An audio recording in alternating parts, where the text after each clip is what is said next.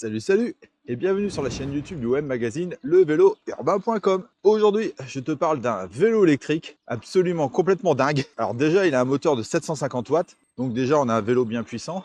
Ensuite, d'usine, il est limité à 25 km/h, mais tu peux aller jusqu'à 45 km/h en changeant quelques paramètres. Et ce vélo, c'est le Duot C29, mais version 2025. Pour moi, c'est un vrai vélo de livreur, comme Uber Eats ou Deliveroo, parce que il a absolument toutes les options qu'on peut rechercher sur ce genre de vélo et pour ce job. Alors ce vélo, il est fait pour normalement faire entre 80 et 100 km. Écoute, c'est ce qu'on va tenter de savoir aujourd'hui. C'est pourquoi dans cette vidéo, je te propose de voir ensemble ses caractéristiques. On va faire son unboxing, on va le parcourir en détail.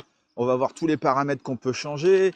On va voir si on peut le débrider ou pas, mais bon, ça tu sais qu'on peut le faire. On va le tester sur route et sur tout chemin. Et à la fin, je te donnerai mon avis ainsi que ma conclusion. C'est parti, générique!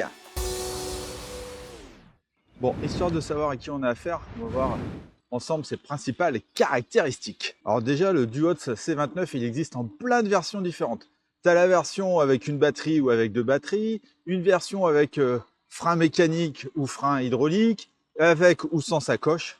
Donc bref, tu as un large choix déjà sur leur site internet. Ensuite, c'est un moteur roue arrière et il est disponible uniquement en noir et bleu. Chose très rare pour les vélos, sur les vélos électriques maintenant, tu as 21 vitesses sur ce vélo.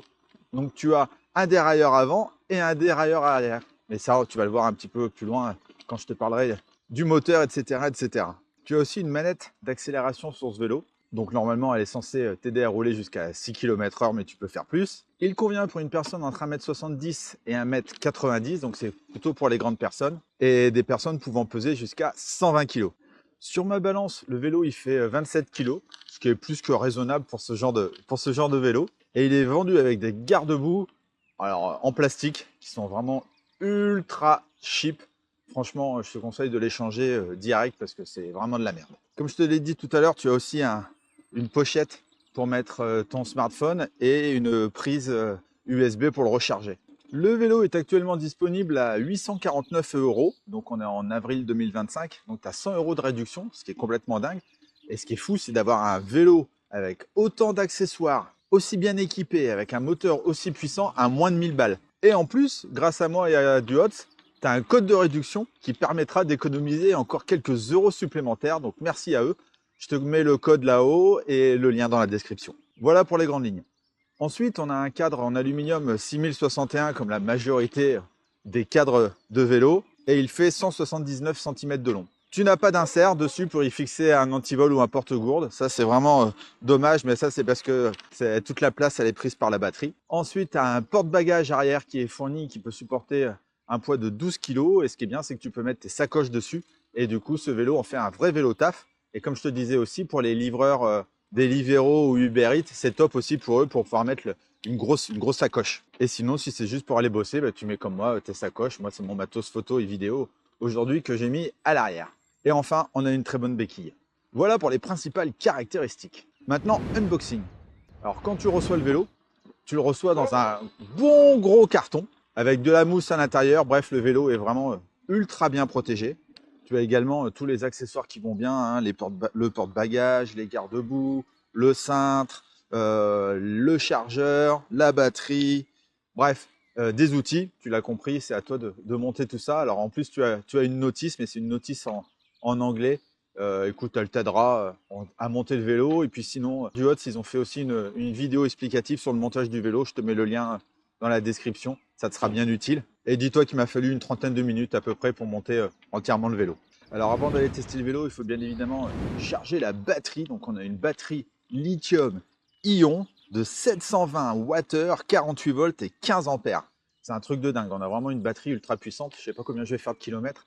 Mais en tout cas, déjà dans la côte, tu sens que entre la batterie et le moteur, on a vraiment un vélo ultra puissant. Donc pour cela, tu dois la connecter au chargeur qui lui fait 2 ampères et 54,6 volts.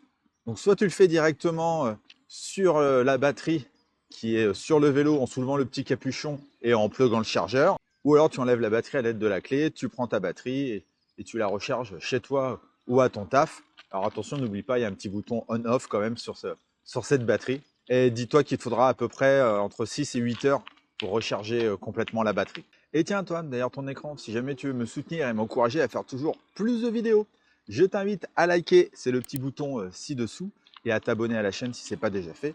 Cela favorisera l'algorithme YouTube qui mettra plus facilement cette vidéo en avant, et c'est ce qui me permettra de te proposer toujours plus de contenu. Alors par avance, je te remercie. Alors maintenant, comment interagir avec les différents paramètres de ce vélo? Alors je vais me garer là et je vais t'expliquer tout ça. Donc déjà pour y accéder, tu dois appuyer sur le bouton plus et moins en même temps. Ensuite, P01, c'est la luminosité. Tu l'augmentes ou tu la baisses de ton écran LED. P02, c'est pour passer des kilomètres aux miles. P03, c'est le voltage de la batterie. P04, c'est le temps de mise en veille. P05, c'est pour changer ton nombre de modes d'assistance, donc 3 ou 5. P06, c'est la taille des roues. P07, ça tu n'y touches pas. P08, c'est pour ta limitation de vitesse. Donc ça, tu vas voir tout à l'heure. On va aller en forêt. On va voir jusqu'à combien il roule en supprimant cette limitation de vitesse. P09, c'est pour activer ou pas la manette. 0, c'est pour démarrer à l'arrêt et 1 pour démarrer en pédalant. P10, c'est ton mode d'assistance. P11, c'est la réactivité au pédalage. P12, c'est la force d'assistance au pédalage. P13, on ne touche pas. P15, c'est le voltage. Et P16, c'est pour remettre ton kilométrage total à 0. Voilà pour tous les paramètres qu'on peut changer sur ce vélo. Mais tu peux aussi connecter le vélo à l'application du Watts. Donc tu la trouveras facilement sur Android et sur ton App Store. Alors je te rassure, tu n'es pas du tout obligé d'installer l'application pour pouvoir rouler avec ton vélo. Mais dessus, écoute, tu peux voir ton niveau de batterie, changer tes niveaux d'assistance, voir ton kilométrage total. Mais l'intérêt surtout, c'est que tu peux géolocaliser ton vélo. Donc ça, c'est pas mal. Tu peux interagir avec pas mal de paramètres. Tu peux avoir un guidage GPS, et puis comme ça, il enregistre tous tes différents parcours. Donc voilà, c'est une petite application vraiment classique. Et je le redis, tu n'es vraiment pas obligé de l'installer pour pouvoir rouler avec ton vélo. Comme d'habitude, je vais te parler du confort du vélo. Alors à l'avant, on a une fourche hydraulique réglable en dureté et en retour. Et surtout, elle a 80 mm de débattement, ce qui est vachement bien pour ce genre de fourche. Malheureusement, au milieu du cadre, on n'a pas de suspension et au niveau de la tige de selle, pareil, on n'a pas de tige de selle à ressort. Ensuite, tu as des pneus Shaoyang de 29 par 2,1. Donc, ce sont vraiment des pneus de type VTT, mais bon, ils ne sont pas non plus ultra méga crantés. Donc, on va dire que c'est des pneus VTC qui passent partout. Alors, ils n'ont pas de bande réfléchissante pour être vus la nuit, mais bon, heureusement, tu as les cathodioptres qui remplacent ça. Ensuite, on a une selle aérée au milieu pour aérer ton popotin l'été quand il fait chaud. En tout cas, elle est bien large, elle est relativement confortable et elle est réglable en hauteur. Donc, niveau confort, on va dire qu'on est dans la moyenne. Niveau position de conduite, alors je suis en mode VTT, donc je suis droit, mais j'ai quand même un angle. Je suis en appui sur les poignées, alors ce qui sont des poignées ergonomiques, mais en caoutchouc relativement dur. Et au niveau de la potence, je ne peux pas régler ni la hauteur ni l'inclinaison de la potence, malheureusement. Donc voilà, je le redis, on est en mode plus VTT que vélo urbain. Et donc, en tout chemin, ça donne quoi? Bah, tu te doutes bien que ça va très bien. Ça manque juste un peu d'un amortisseur à l'arrière. Mais en tout cas, tu peux en faire aussi, du coup, le week-end, tranquille. Aller vraiment faire du VTT en forêt, sans aucun problème, surtout avec toutes les vitesses. Tu passeras absolument partout. Alors attention sur terrain humide, j'ai un peu peur à l'adhérence quand même. Mais bon, allez, je vais quand même prendre un petit chemin là. Hop. C'est un peu sombre, mais en plus j'ai les sacoches derrière. Mais bon, c'est juste pour te montrer à quel point... Oh la vache, je vais trop vite. Je vais trop vite. Ah, il est sympa ce coin. Bon, en tout cas, voilà, c'est surtout pour te montrer que je passe absolument partout. Mais il faut que je baisse mon niveau d'assistance parce que je vais trop vite. Bon, j'ai les sacoches qui font du bruit derrière. Mais tu l'as compris, le test du touche-main en forêt, c'est validé! Alors maintenant, on va faire le test de freinage. Donc là-dessus, j'ai des freins à disque mécaniques à l'avant et à l'arrière. Ils sont associés à des disques de 160 mm. Et c'est des freins de la marque Speed. Allez, c'est parti. Je vais à mes 25 km/h. Hop. Oh, bah ça dérape à mort. 1, 2, 3, 4, 5 mètres. Il faut quand même beaucoup de temps pour freiner avec ce vélo. Donc il faudrait peut-être que je resserre un peu les mâchoires. Mais c'est surtout que le vélo, il dérape beaucoup avec ses pneus. Donc fais bien attention au niveau du freinage, ça freine, mais il faut quand même une sacrée longue distance. Alors ce moteur, comme je te l'ai dit dans l'introduction, on a un moteur de 750 watts et 65 Nm de couple. C'est énorme. Et donc il est associé à un capteur de pédalage. C'est ce qui fait que tu pédales beaucoup, que tu pédales fort ou que tu pédales à peine, en fait l'assistance du vélo, elle fait exactement la même chose. Tu vois là, je pédale à peine. Franchement, j'appuie même pas sur les pédales et je suis déjà à mes 25 km/h. Donc ça, c'est l'intérêt et l'avantage du capteur de pédalage, c'est que c'est un bon vélo de feignant. Mais vraiment, la grosse particularité de ce vélo, c'est qu'il a 21 vitesses. Ça n'existe plus, ça, sur les vélos électriques. On a un dérailleur à l'avant et un dérailleur à l'arrière. Alors, à l'avant, on a 3 plateaux et tout le reste, c'est à l'arrière. En plus, c'est du Shimano. Et donc, on a les shifters à droite et les shifters à gauche. Mais ça, on le verra sur le poste de pilotage. Mais c'est complètement dingue d'avoir 21 vitesses.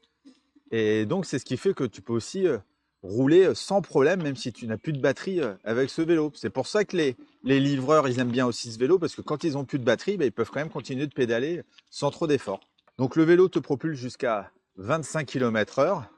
Mais comme je te l'ai montré tout à l'heure, tu peux supprimer cette limitation de vitesse et rouler. On va voir, là, je vais faire le test juste après. On va voir jusqu'à combien je peux rouler avec ce vélo. Mais c'est sur terrain fermé, je te le rappelle, c'est illégal en France, sinon police. Et donc, sans assistance, ça donne quoi? Bon, écoute, franchement, c'est tellement facile de rouler avec ce vélo sans assistance, avec toutes les vitesses. Et encore, hein, je suis en vitesse 5, j'ai juste changé mon plateau du milieu. Donc, sans assistance, je vérifie encore, c'est dingue. J'arrive vraiment à pédaler avec ce vélo. J'ai un vrai vélo musculaire. Si je mets l'assistance 1, alors j'ai une légère assistance. J'arrive à mes 20 km/h, sachant que je roulais à 16 km/h sans assistance. Alors là, je passe en assistance 3, 21. Assistance 4, c'est bien progressif en tout cas, ça c'est cool. 22 et assistance 5, tu sens tout de suite l'accélération. J'arrive sans problème à mes 25 km/h réglementaires. Alors maintenant, si je supprime ma limitation de vitesse, ça donne quoi? Donc je vais m'arrêter, je vais rechanger les paramètres comme je t'ai montré tout à l'heure. Alors, plus et moins, j'ai la P8. Donc si tu veux le débrider, tu le mets sur 67. Et à partir de ce moment-là, uniquement à partir de ce moment-là, le vélo sera débridé. Allez, c'est parti, on va voir jusqu'à combien je vais. Ma petite manette d'accélération, je pédale. Alors, je suis bien en assistance 5. Alors, 22, 25, 28, 29, 30, 32, 33. Voilà, faut que je change mes vitesses. Ça va vite. 40, 42, 44. Eh ben, ça bouge, j'ai un Dodan. 45, 46, 46. Wouh! J'ai ralenti sur le Dodan parce que sinon je m'envolais. Voilà, donc vitesse max avec ce vélo, 46 km/h. Complètement dingue le bordel. Alors, en montée, ça donne quoi? Eh ben écoute, avec un moteur tellement puissant, tu te doutes bien que là, je me fais la bonne grosse côte de Meudon en région parisienne. Et je peux dire que le vélo, il monte sans aucun problème. Je suis en vitesse 7, assistance 5, et je monte à 25 km/h. Donc le test de la montée, c'est validé, mais bon, franchement, j'avais pas de doute avec ce vélo. Niveau départ arrêté, il me faut combien de temps pour arriver à mes 25 km/h? Allez, je vais me poser là. 0, go! Ah, c'est un petit peu dur même avec la poignée. Alors, 7, 10, 12, 15, 18, 20, 22, 25. Bon, c'est quand même relativement rapide. Ça, c'est plutôt un bon point. Et au niveau réactivité, il faut combien de tours de pédalier pour que l'assistance se mette en route? Allez, c'est parti. Un quart, un demi. Ah, un demi-tour. Il faut quand même un demi-tour pour que l'assistance se mette en route. C'est un petit peu long, je suis habitué à un quart, mais c'est déjà pas mal. Maintenant, parlons du poste de pilotage de ce Duotz C29. Voilà, ça bouge. Alors, déjà, on a un grand cintre droit qui fait 67 cm de long. Dessus, on a nos poignées ergonomiques qu'on a vu tout à l'heure qui sont toujours aussi dures. Tu as nos leviers de frein qui sont assez gros et classiques. Franchement, c'est du bas de gamme. À gauche, j'ai le premier contrôleur qui me permet de mettre le klaxon, par exemple. Donc un bon gros klaxon, comme j'aime pas, on dirait un klaxon de scooter. Et sinon, tu peux allumer le phare avant et le feu arrière. Donc devant, on a un grand phare avec 4 LED qui éclaire vachement bien. Et à l'arrière, on a un joli feu, donc connecté aussi, et qui fait aussi feu stop. Donc ça, c'est vachement bien. Ensuite, on a notre écran LCD qui fait aussi contrôleur. Avec lui, tu peux allumer ou éteindre le vélo. Tu peux changer tes 5 niveaux d'assistance. Tu vas afficher les différents kilométrages, kilométrage de trip, kilométrage total, ton temps de trip, etc., etc. Sur celui-ci, on peut voir la charge de la batterie, ta vitesse, ton niveau d'assistance et si tu es connecté ou pas à l'application. On a également notre shifter Shimano pour le dérailleur central et à droite, on a nos shifters pour le dérailleur arrière Shimano 7 vitesses SIS. Je vais y arriver. Et on a bien évidemment la pochette que tu peux voir là qui te permet de mettre ton smartphone et juste à côté, un support pour pouvoir mettre un câble USB et pouvoir recharger ton téléphone, pour pouvoir recharger ton smartphone. C'est pour ça que les livreurs, je le redis encore, Deliveroo, Uber Eats et autres, utilisent beaucoup ce vélo parce que comme ils utilisent beaucoup leur téléphone, la batterie du vélo permet de recharger aussi la batterie de leur smartphone. Donc ça, c'est un vrai plus. Et enfin, toujours à droite, on a notre manette d'accélération. Alors là, j'ai changé les paramètres. Je peux rouler jusqu'à, je vais te le faire, je peux rouler jusqu'à 25 km/h avec. Et ben écoute, c'est bon, on a fait le tour du poste de pilotage.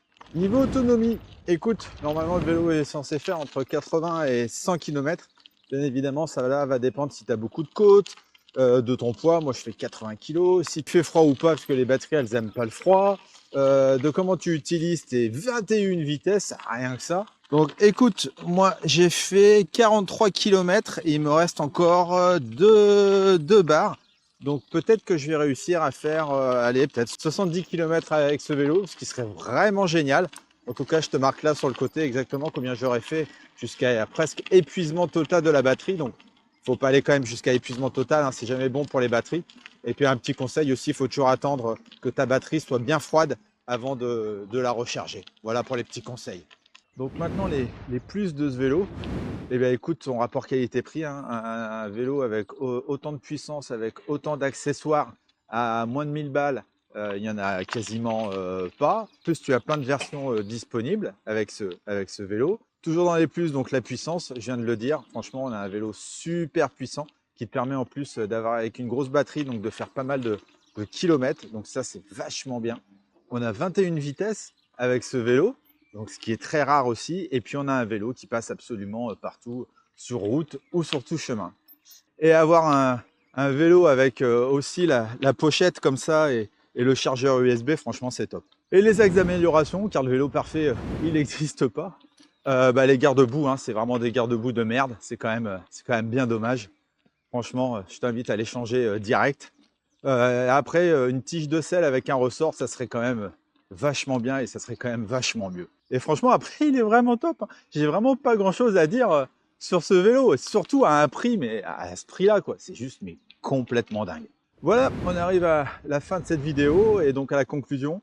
Écoute, tu l'as compris, le Duot C29 est vraiment un super vélo, super rapport qualité-prix, un top vélo urbain, tout chemin, qui a énormément de qualité à un tout petit prix et c'est pour ça que les livreurs adorent ce vélo et en plus tu peux mettre vraiment plein de charges dessus. Bref, un essai plus que satisfaisant. Donc encore merci à Duos de m'avoir envoyé ce vélo pour réaliser ce test. Si jamais tu as des questions concernant celui-ci, n'hésite pas à me les poser dans les commentaires. J'y répondrai avec grand plaisir.